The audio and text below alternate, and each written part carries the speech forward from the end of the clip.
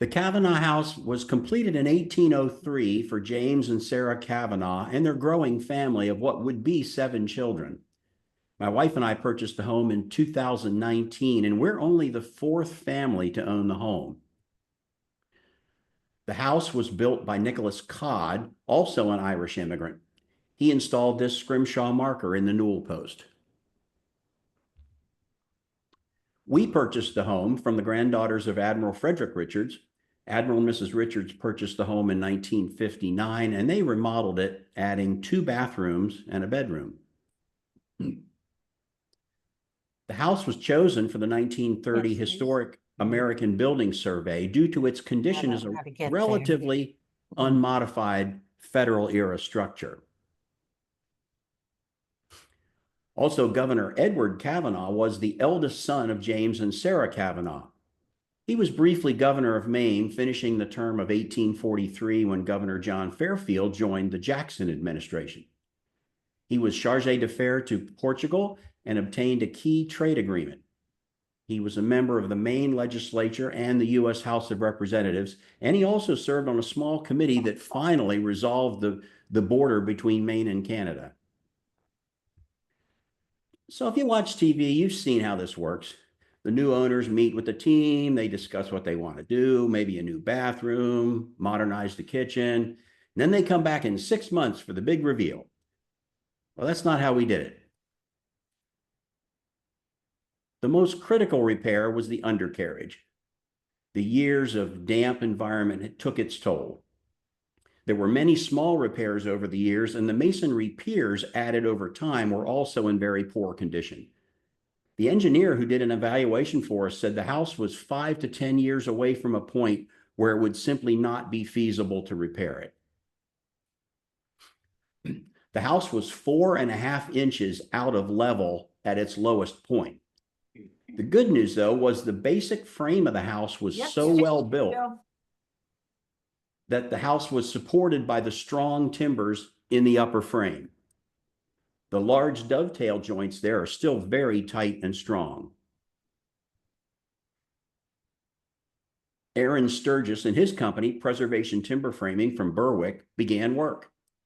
The first order of business was to brace the house for support so that once the undercarriage was removed, the house would still stay strong and square. An inspection of the sill revealed that none of the sill was original, and it was in varying conditions, so we decided to replace the entire sill to get a good, solid, level surface. So the house was then raised slightly and supported on cribbing so that the sill, piers, and undercarriage could be removed. It became apparent that the subfloor was in poor condition, and by removing the floor and subfloor, it made the repair work easier since it was more accessible. And this is typical of what is found once frames are disassembled. This rot that was now unseen has now been exposed and identified. With the floor removed, there's some pretty interesting perspectives from the basement.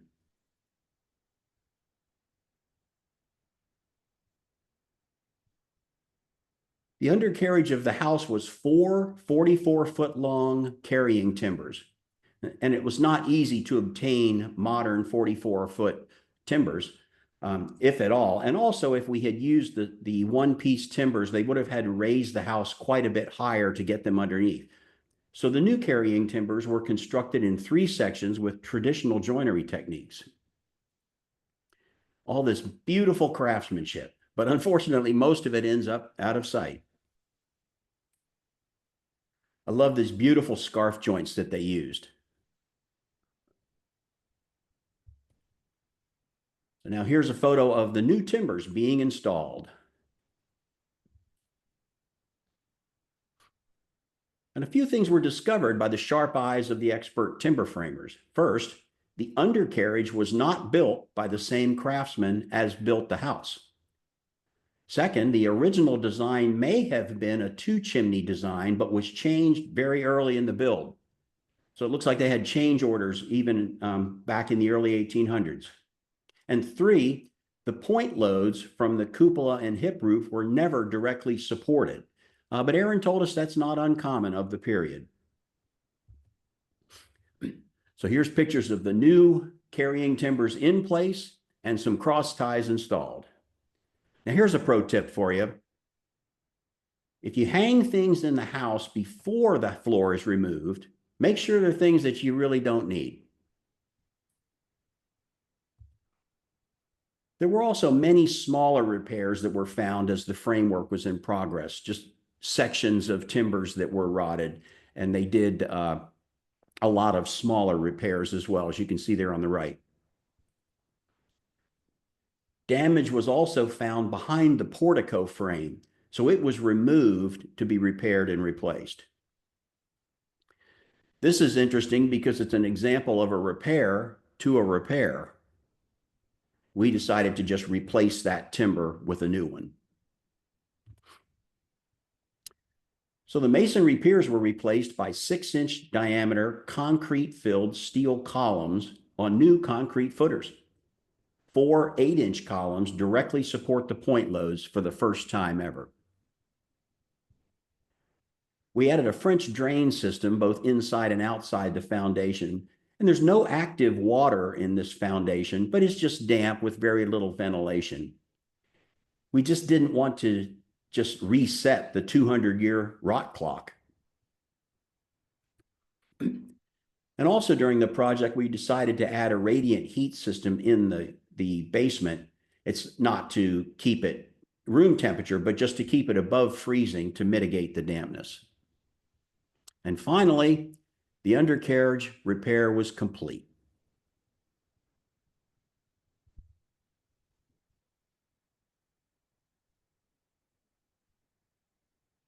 So by March of 2021, the house was back on its own undercarriage with a new subfloor. It was solid, square, and level, and it no longer felt like one of those inflatable children's party bouncy houses. The house has interior shutters, but some of them were jammed closed. But once the house was level and square, they operated normally again. But the original floor of the first floor had been sanded so many times that much of it just did not have enough integrity to be reused. About a third of it was salvaged, but we just didn't know what we were going to do about new flooring for the first floor. But later in the project, the PTF crew was pulling up the pine and hemlock attic floor, and one of the guys grabbed a plane and ran it over a pine board and found beautiful 200-year-old patina. So that began to solve our floor problem. We sent it out and had it milled into flooring. So in addition to saving the structure, we wanted to update the home so that it could be enjoyed for 200 more years. My wife found a local architect, Anna Newbert, of Stoneboat Architectural Designs, and together they came up with a very good plan to respect the history of the house, yet make it a warm, inviting place to live and enjoy. The new plan added a gallery that will be an enjoyable space, but also makes the north wing a lot more useful because it opens up and connects the spaces.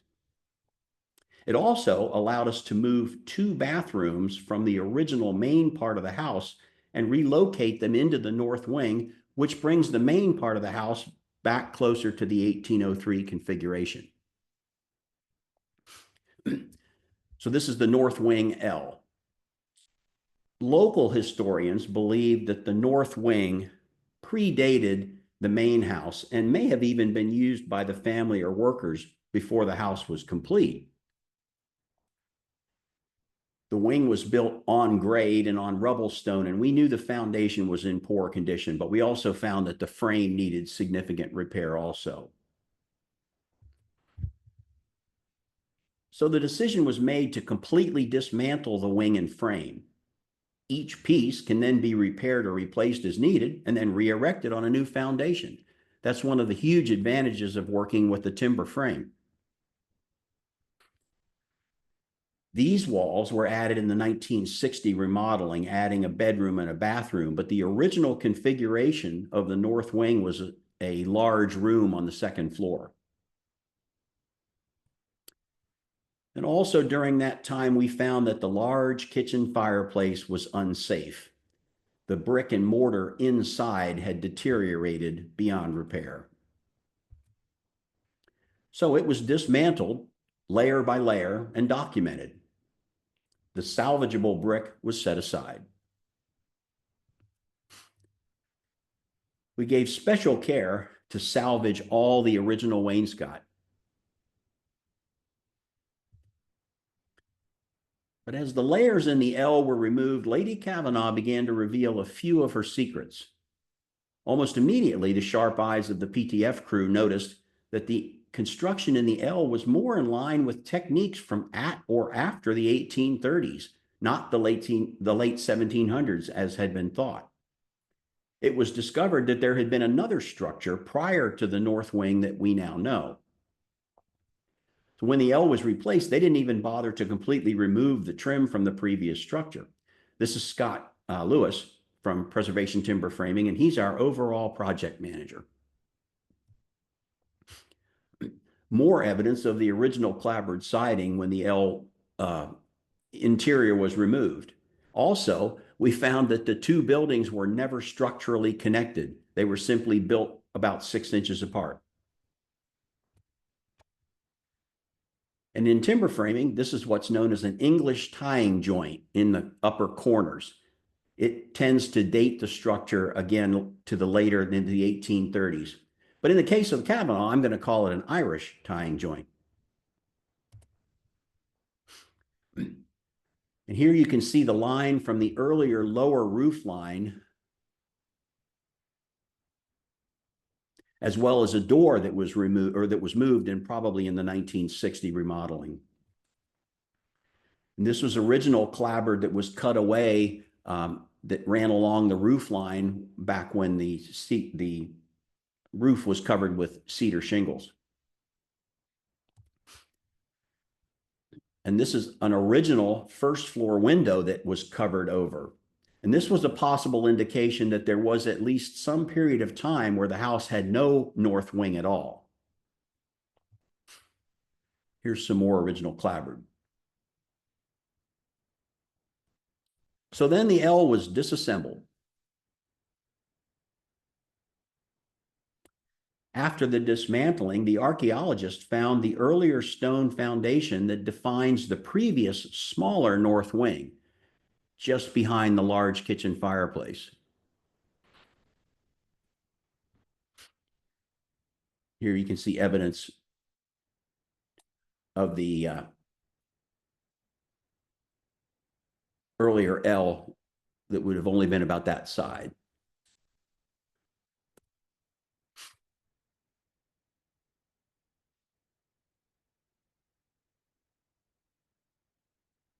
So what we now think is that there was at least some period of time where there was no north wing at all. And that's evidenced by exterior stairs to the basement that were made of stone, the extra window frames and door frames that we found. Then there was a smaller north wing, had a lower roof line, maybe only 1 story or a story and some attic storage. And then the wing as we know it now, probably from around 1830, and that's evidenced by gunstock posts, English tie joints, and then the longer, larger foundation. Well, maybe Lady Kavanagh was trying to tell us something, because with the loss of the fireplace, we now had the option to dig a full 8-foot basement. This gave us a place for all the modern mechanicals, heating, hot water, laundry, that were really a challenge in the design, and allowed us to remove all plumbing from the main part of the house, again, taking us closer to the 1803 configuration. As part of the foundation, a very large buttress wall was built, and that braces the original stone foundation of the main house because all of the dirt had been pulled away. With all that concrete there, I'm convinced that's going to be the safest place in Maine for the next apocalypse. Here's just some photos of the beautiful, strong, and functional timber repair that the PTF craftsmen did. Here's a mix of repaired and replaced components waiting to be reassembled. So at this point, the transition began between PTF and our new friends, Randy Williamson and his team at Williamson Fine Homes. This was their first collaboration, but you would have thought they'd been working together for years. It's a picture of the new undercarriage, and you can see that traditional joinery techniques were used for the new undercarriage, yet we added radiant heat and modern joists for the gallery. And I like this sort of a blend of the new and the old, right, working together. September 28th, 2021 was Crane Day. So the repaired frame was set on a new undercarriage, and it dropped perfectly into the mortises cut in the sill.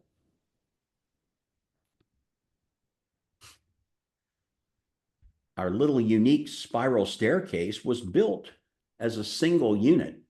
So it was simply braced, lifted out, and set aside during the foundation work. And then on Crane Day, it was just lowered back into position. We're ready for 200 more years. The WFH crew got right to work framing out the repaired timber frame. And in no time at all, it was closed in. Remember that old fireplace? Benny Hilt and his crew recreated it meticulously using modern code-compliant inner construction in the flue and the inside of the chimney, and yet used the original face brick everywhere that it's visible. They also rebuilt the beehive oven so that it is now a working oven. Picture inside the oven. We like this photo. Note the fingerprints in that one brick. And that brick is now set very visibly right in the front of the hearth of one of the fireboxes. So think back 200 years ago to the local brickyard where a worker reached down to pick up a brick and realized it hadn't completely dried yet. Imagine if he had known that 200 years from now we'd be looking at his fingerprints. And a little Maine chill didn't slow down the masonry work or the beautiful WFH framing. Again, another picture of the old and the new. Radiant heat flooring, modern floor trusses and zipboard, but all inside a 200-year-old timber frame.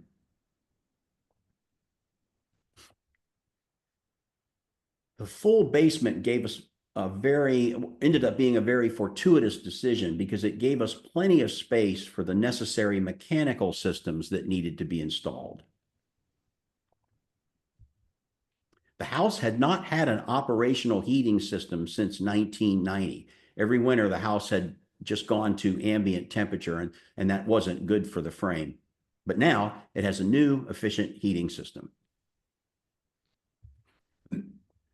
And all those little black lines that Anna drug around on her computer have magically come to life. This is an amazing addition that ties the two areas together. We think it's a perfect balance because it greatly increases the utility of the north wing space, yet it's not visible from the road. So the original look is maintained. This is the kind of stuff that happens if you leave old wood lying around master craftsmen. Let's have a show of hands. Who else has 200-year-old recycled wood shelves to store laundry supplies? We also wanted to showcase and enjoy the craftsmanship and the old timber frame. So we left the timber frames exposed in the master bedroom ceiling. The mudroom ceiling is recycled barn siding. That was just an idea from the crew one day. And again, having amazing craftsmen around like the team at WFH allowed us to do some things like reuse some of the original doors. This panel door was reused, but it had to be extended at the top and the bottom a little bit, and today it looks perfect.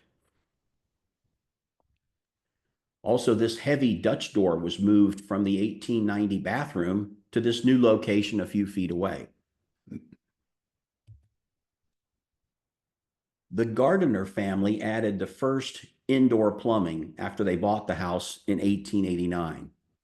A first floor bathroom was removed, It was originally a prayer room, and the tub, which was cast in 1889, was in excellent shape. We simply repainted the outside and had it reinstalled in one of the second floor bathrooms. Remember all that original wainscot that was so carefully removed? And remember that unsafe old kitchen fireplace?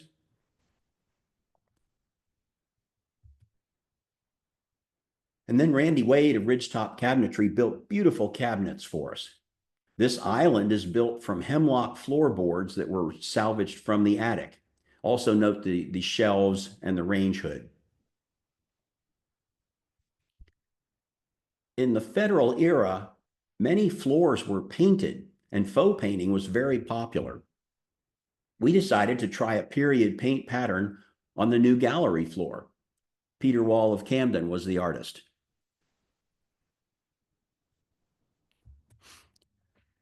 And now the roof. During the evaluation of the structure, damage from moisture was found in the upper roof structure. There were multiple repairs evident over the years, but the most effective way to make the repairs was to simply remove the cupola as a unit, open the roof, and repair or replace the individual components. Aaron Sturgis noted that the way the cupola was constructed was similar to church steeple construction of the era. This allowed the cupola to be removed as a unit, disassembled, repaired, and then reassembled. Scaffolding was erected to provide a working area for the roof repair. Removal of the roof, of course, exposed the attic to the elements, so a tent was installed to protect from rain, wind, and snow. And of course, that winter we had 4 nor'easters. Here you can see the rot that was found along these critical hip timbers.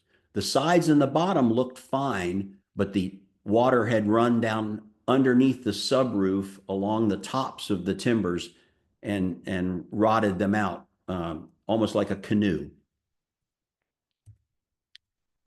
Now all the roof structure's been removed, and you can see the intricate and solid structure that was underneath. So wherever individual repairs were needed, sections of the timbers were cut out and repaired, again, using joinery techniques.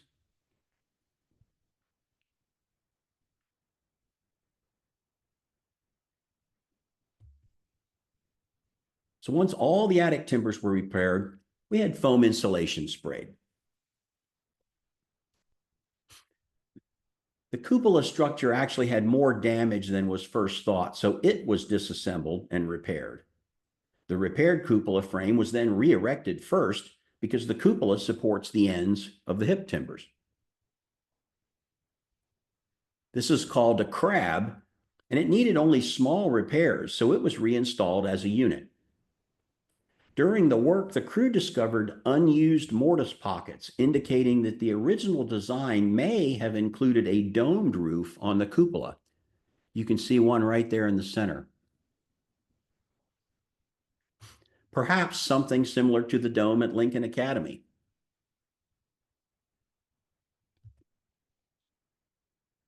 So most of the damage to the cupola structure, though, was on the outer face. So now very little of the new wood is visible from inside the cupola. Here, all the roof structure is complete and the subroofing is in progress. Ready for shingles. And the original interior stairs and balusters were all reinstalled. We decided to add copper flashing to prevent ice dams, which is what had damaged the eaves in the first place. And the roof of the cupola got beautiful new copper roof. It's, again, some of this beautiful craftsmanship that then is hidden from view. The pine balustrade had suffered over the years and was just unsalvageable. So Darren Peterson, one of your board members, duplicated it in mahogany.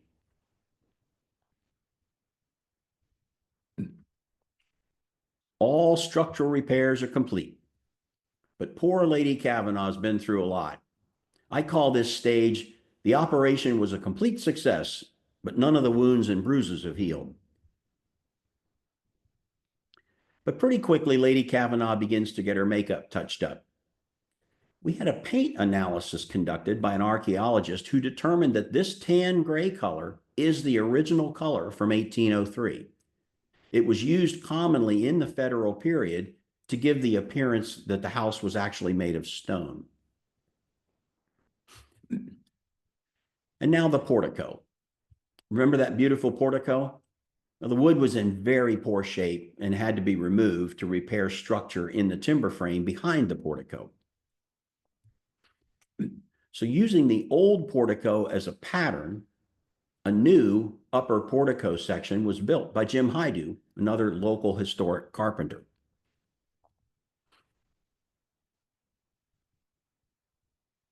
There were so many coats of paint on the old one that we didn't even notice a lot of the fine detail. When Jim recreated it, it's now nice to see it all sharp and clear again. Here's the day we got our delivery from porticos.com. The front columns had been replaced by modern fiberglass replicas, but the old columns were stored in the barn. So we had them repaired and put back in their original place. This is more of Darren's craftsmanship.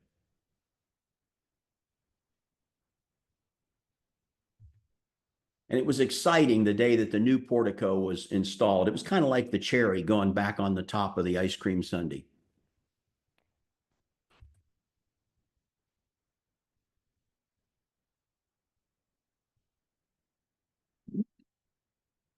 And the portico balustrade will be replicated over the winter and installed in the spring.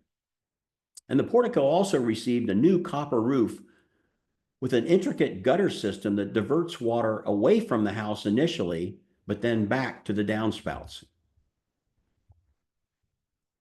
It's probably a little difficult for you to see the detail here, and that's mainly because the copper crew hasn't come back yet.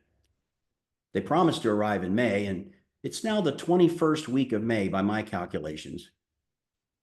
The point I'm trying to make here is that although the most important aspect if you embark on a project like this is to have available financial resources, patience is a very close second. The project requires very special skills by experienced craftsmen. With old buildings, it's so difficult to predict once things are opened up and the true scope is revealed, as you saw from the rock that we found earlier. So as it turns out, a copper roof project at a college campus turned out to be much more demanding than originally thought.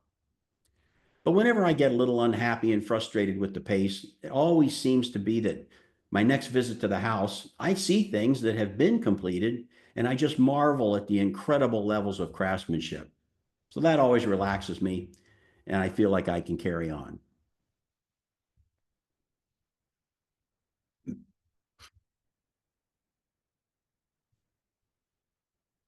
Here is our new 200-year-old flooring installed on the first floor by Sean Gregory at Coastal Maine Flooring.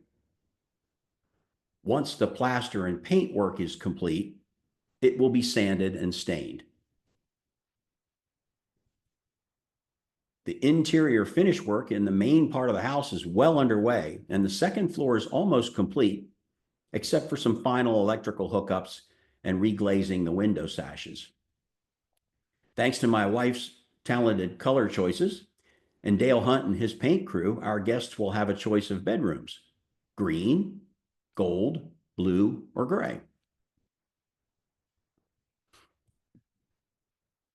The sharp eyes of Darren noticed that the 6 fireplaces that had decorative wooden overmantels were not original work. We made the decision to remove them and go back to the simple plaster that would have been the original look. Another interesting feature of the house is that each of the 8 rooms has beautiful crown and chair rail molding, but each room is different. This photo is from the parlor, which has the most ornate detail, which isn't surprising. Here's a close-up of that intricate detail. And each one of those sections of molding was made by hand. Darren had to pull a couple pieces away, and you can still see the scribe marks on the back from the person who made them originally. And so this is a current exterior look of the progress of the house.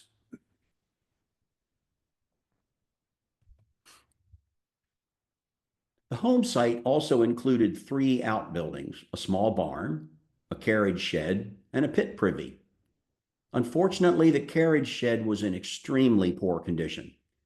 It was also of questionable history for several reasons, including its construction and its location.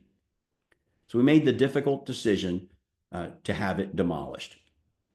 But on the positive, the beautiful home is now much more visibly presented from the road. The barn and the privy, though, are in very good condition, and we're having them repaired and restored. Although water and snow damage has damaged the sill, the majority of the barn's frame is in very good condition.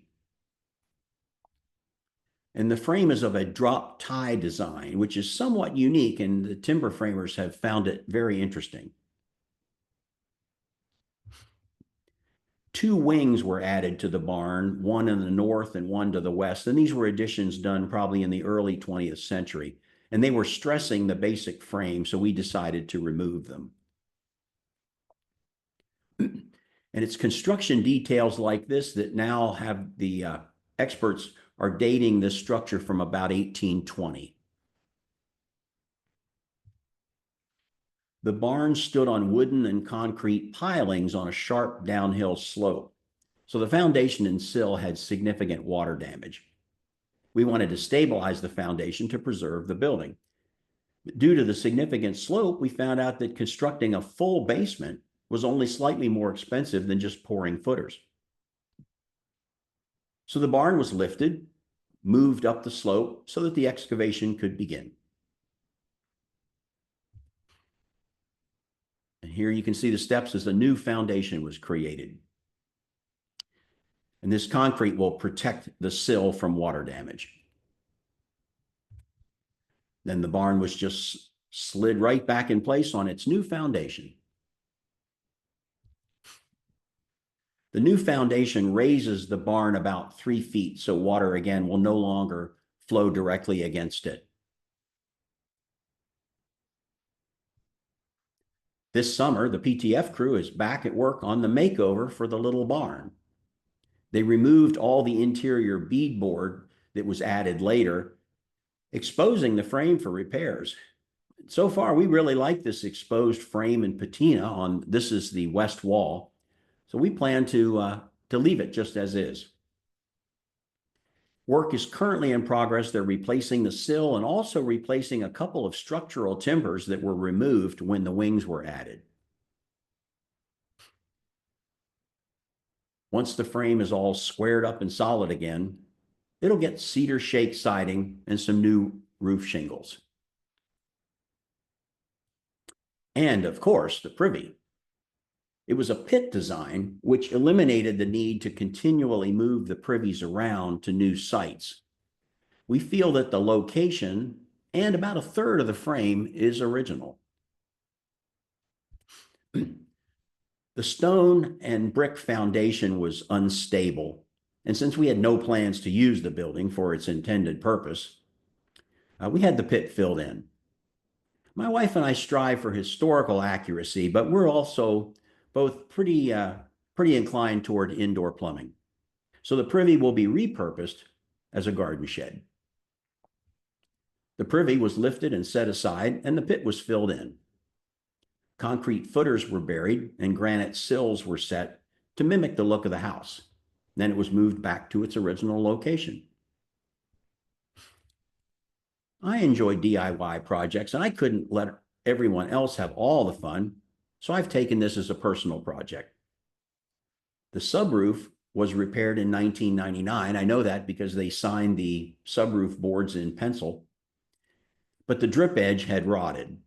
So I finished that repair, and new shingles have been delivered, and I hope to have the roof completed over the weekend.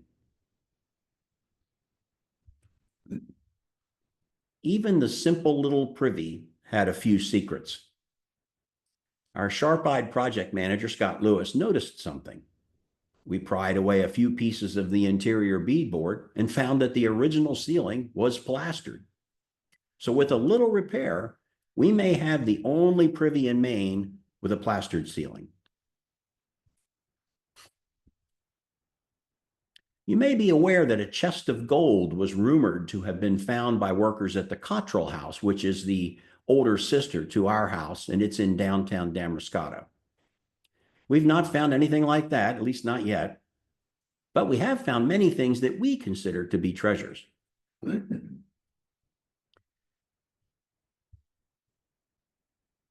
Marriage marks were used to identify components for assembly. The frame may have even been constructed off-site, perhaps even down at the sawmill, transported and reassembled. Daisy wheels, or hexafoils as they're sometimes called, were used to define the standard measure for a structure, because this was back before everybody working on the house had a Lufkin tape measure on their belt. They were also found sometimes as graffiti, and I've also been told that it was a symbol to ward off evil spirits. We positioned and exposed this beam with one of the daisy wheels in our master bathroom. Construction graffiti is common in eastern US and New England in particular. This board was found face in during repair to one of the first floor closets. A graduate student at the University of Delaware that I spoke to was writing his graduate thesis on construction graffiti, and he said this is the largest one that he has seen. Ships were very common subjects. You can see there's the hull of the ship, the bow, the stern, the rudder, the mainmast, the mainsail, the jib sails, and all the rigging. We also found 9 two-tine forks inside the masonry behind the hearth, and this would be on the back of the brick, but inside the wall, inside the plaster. We also found shoes, but research has shown that this was a long-standing custom and was either a charm for good fortune or to deter witches from entering through the chimney. But now this forced us to decide what to do with the shoes. Well, there's really no evidence that witches have taken an interest in the house, so we thought, why take the risk? So our team faced a lot of challenges, but they always had a lot of open exchange, and ideas and solutions always came up. So the mason created a small compartment on the back side of the fireplace. We also had one oven door left over. It was cracked and couldn't be subjected to high heat, but it was perfect for this. It looked beautiful. And so now it's a compartment that holds a little fireproof blocks, and our shoes live in there. And one day we found this small glass bottle. A second floor floorboard had to be pulled up so the electricians could run some wire. And this tiny little bottle was there. It's less than 1.5 inches tall, you can see. The problem with these kinds of things, it always makes me wonder what's in the house that we haven't found. The front door appears to be original, or nearly so, and it needed repair to both the door and the lock set. So another hidden treasure that we discovered, again, are all the craftsmen in the area. This is Jeff Miller, who repaired our broken rim lock and made 2 new keys. Turns out you can't get these kind of keys down at Ace Hardware. And of course, Darren and Jim, who you've seen in earlier slides, have also given a lot of talent along with the PTF crew. This is the original key, and Jeff made 2 perfect copies. We decided we wanted to memorialize the project, and so we've installed plaques in the basement, and it dates the restoration project and gives the names of the major participants. Here's another set that we did when the L was complete, and I'll have a set made up for the roof. This is the front staircase, and we know from town records that it was built by Benjamin Lincoln, who came to town to do the stairs for the Cottrell and Kavanagh houses. You might notice that the stairs have just a slight lean toward the outside, but Darren's convinced that he can true them back up a little bit. We kind of wondered why the stairs would be leaning a little bit. Don't know for sure, but we did find out that Peggy the pony didn't help it a bit. A story circulated that a few girls that had a pet pony in the 1930s, when they rented the house in the summers, brought the pony into the foyer. Now, we all assumed that just meant up the 2 front steps and into the foyer, but no, Peggy the pony went all the way to the 2nd floor. And I know that sounds like a tall tale, but the younger sister came to visit the house a year ago and told us the story right from her own mouth. Personally, I'm more concerned about how the pony was convinced to go back down the stairs, but. And the last member of our team is Jimmy. He's our Kavanagh apple tree. He's going to be moved over to the west side, and we're going to give him some company in a little fruit orchard. But the story is that James Kavanagh did not like the local apples he found in the United States and had one of his ship captains bring some seedlings from his favorite Irish apple trees over, and they flourished and became known as the Kavanagh apple. But they sort of fell out of visibility. And in fact, even at one point about 20 years ago, it was thought that they were extinct, but that turned out not to be the case. And in the last few years, cuttings have been made and seedlings are being produced. So we want to have a Kavanagh apple tree at the Kavanagh House.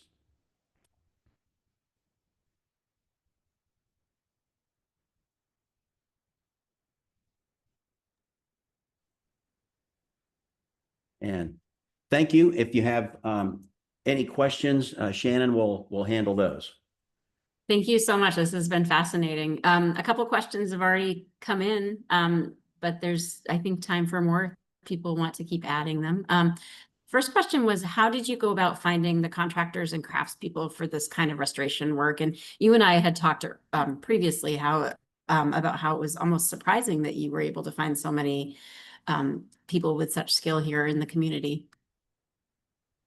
Yes, as I mentioned, I think that was my biggest fear when we bought the house, and it turned out to not be a problem. And I think really that when we were able to get Aaron Sturgis at Preservation Timber Framing to help us, that kind of started, and he knew people. And then the Anna Newbert had connections, and the Williamson Fine Homes, which is they're a general contractor, and they did the modern build out and just absolutely beautiful work. Everyone that has touched the house, I think, has brought their A game. But it's been funny. It seems like every time we've needed some skill or craftsman, they just seem to be right there. That's really cool. Did you know, there was another question, did you know that Frances Perkins had written a story about the house? Have you heard this? I don't know if it's, I've heard quite a few stories, and I've lost track a little bit of, or an article rather, to be attributed, but I will look for that. Thank you. Yeah, Sarah, who's I think on the board at the Frances Perkins Homestead, sent that along, and so I'll share that with you. All right, so next question. Let's see. Oh, where did it go? Would you be willing to share a contractor contact list with the group after this meeting? Yeah, I think I can put that together. I don't have one per se, but yes, I'll work with you on that, Shannon. Okay, great. I'd be happy to circulate that. Another question that I had is, when we were talking the other day, you spoke about the coppersmith, and I wondered if you could say, and I loved how you did share the empty frame. Could you say a little bit more about what they do and how you found them? Yes, and again, that was absolutely he's been a collaborator of Aaron, and I didn't mean to disparage him by any means at all. I was having a little fun. But it just is a big reminder of anybody that takes on a project like this. Things just seem to happen as they happen, and you can be upset about it, but it doesn't move it along any faster.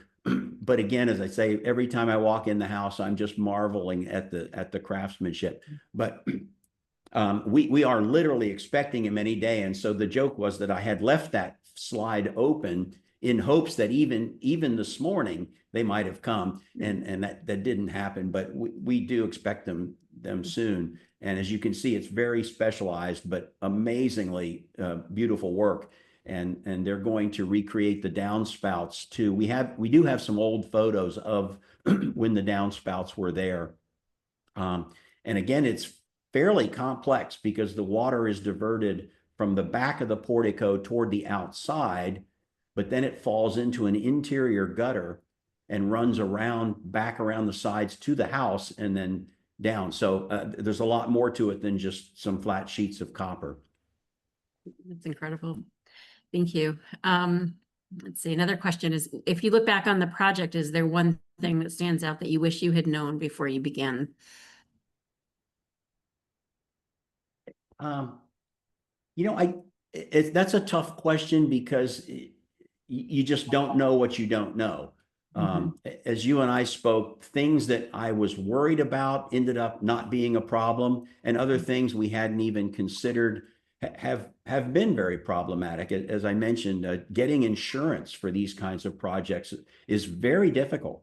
Once the house is complete, there seems to be no end of people that want to sell us an insurance policy, but during the construction, and for some reason they see it differently than if we had just bought a lot and bought a builder's risk insurance policy. So we've worked through all that, but it has been kind of a recurring challenge.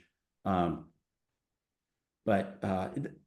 I guess the carriage shed was a little bit of a disappointment for us. It was kind of a unique building, but we determined that it was actually parts of 3 different buildings from quite a few different eras, and probably was not in an original location for several reasons. And once we kind of just decided that was what we needed to do, we've been very happy with the decision, frankly. Because it does open the site up quite a bit, and the house is now displayed more. But again, when we first started, we didn't necessarily know that was coming. So I probably didn't answer the question, but no, that was helpful. And actually, you answered another question, which was, are there any times when you really labored over a decision about what to do? And it sounds like you did with the carriage shed. Yes, and I have to say that taking on a project like this is just an endless series of decisions. People sometimes ask me, are you restoring the house? And I like to make a joke of it and say, well, no, because if we were truly restoring the house, we'd take out all the electrical, we'd take out all the plumbing, and we'd be using the privy and all that. And that's not what we want to do. And we also feel that then the house is a museum. If you find a balance between modern utility of the house, that ensures that the house will be used and enjoyed for many, many years. As you well know, museum properties are difficult because their purpose is a museum. They don't have an alternative purpose where they're used and appreciated every day and maintained. And I think the preservation word for what you're doing probably is rehabilitation, right? Does that sound right? Yeah, that's probably a better word. Yeah. Which is so great because it allows it to continue, have a longer life. Yes, and we were fortunate that we could make some of the decisions where we could revert back to an older era and remove some of the things that were added in the 1889 makeover.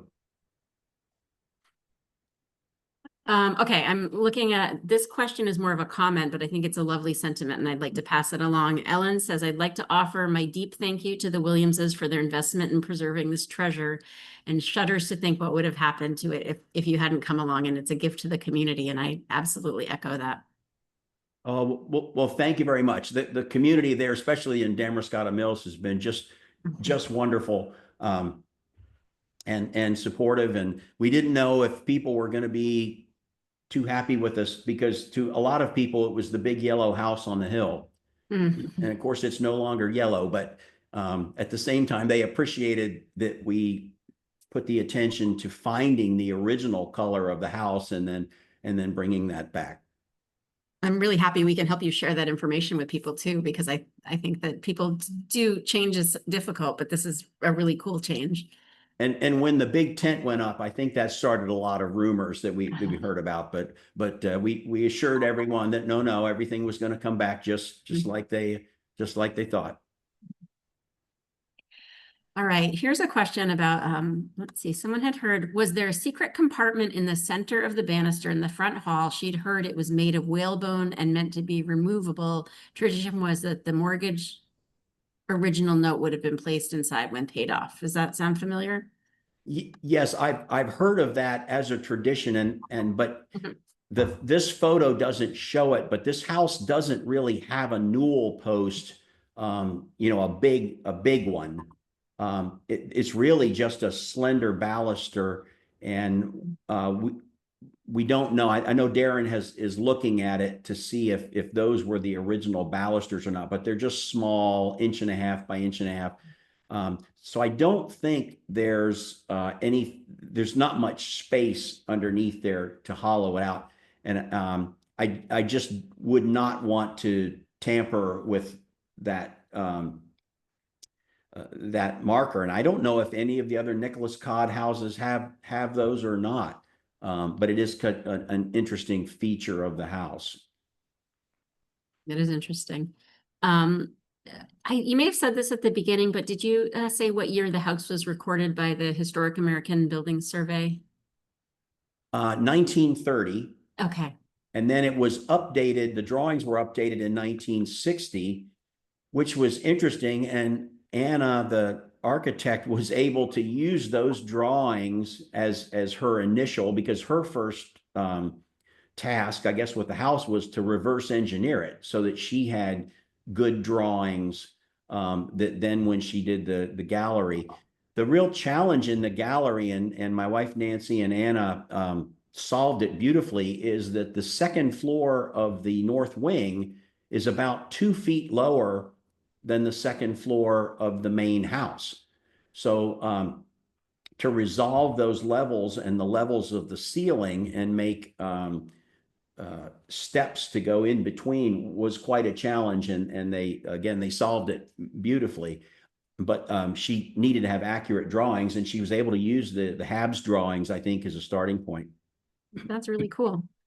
Okay, next question. And I think we're getting close to the end of our time, but how could you tell that the foundation wasn't built by the same craftsman as the house? That was interesting too. But Aaron told us that was quite common, that in those days, somebody would come and dig the foundation and just put a platform over it, and then somebody else would come and build a house on it. But people like preservation timber framing, where they understand and know the framing, could tell that the techniques and in most cases the quality of the joinery at the undercarriage level was not nearly as good as the quality in the house. In fact, all of the craftsmen have remarked that the house was built of exemplary wood. And since James Kavanagh owned a sawmill, maybe the best logs got set aside for the house. But they said the quality of the work and the quality and strength of the joinery in the upper part of the house is really what saved the house, because as the undercarriage failed, the house was just, in essence, kind of hanging above. And that wouldn't have gone on forever, but that's probably what saved the house. Oh, that's interesting.